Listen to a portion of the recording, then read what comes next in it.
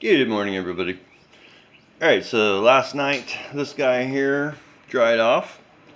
I put one more coat of gray on him this morning.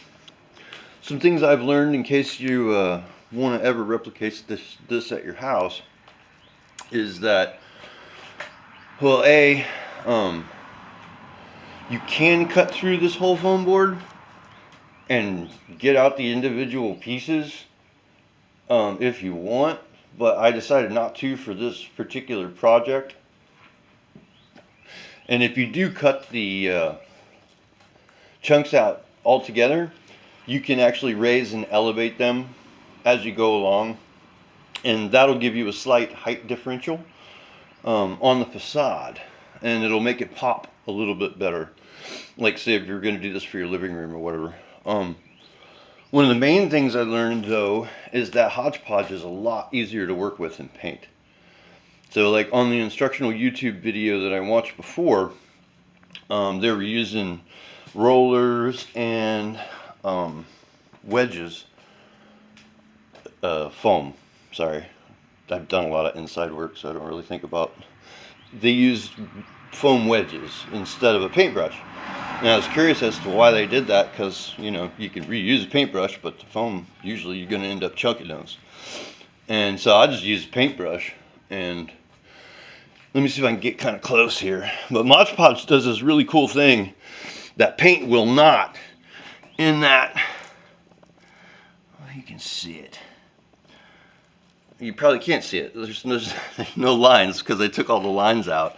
All you got to do is drag the brush across lightly once. It pulls all the lines out that you would expect from a brush stroke. And I'm using a crappy brush, dude. I'm not even using my good brush because I didn't want to use my good brush. So, I mean, I actually think this shit would fucking spray, dude. I haven't broke out the spray gun, but because, you know, I don't care.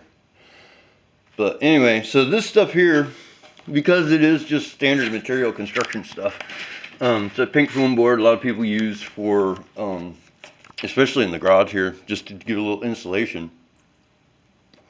I could technically do your whole front room like this. And just with the gray right now, I chose the gray base coat because I pictured the stone indigenous to the region to be more basalt based, and also that explains why I got such nice smooth stones here, because basalt shears really nicely. Now if you were going to work with a limestone like would be traditional here in Austin, I would start out with a white base coat or an off-white base coat with a tad of orange on it. But my gray base coat is just because I picture it to be a basalt type stone indigenous to the region. And then we're going to do a couple of secondary washes with darker colors. And that will age the stone and make everything pop out. But we'll get to that point when we get to it. Here you can see I've matched up the lines.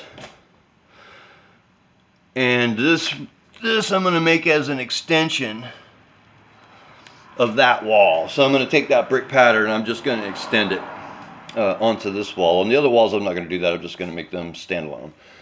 But on this particular one I decided to go ahead and extend the blocks from one to the other.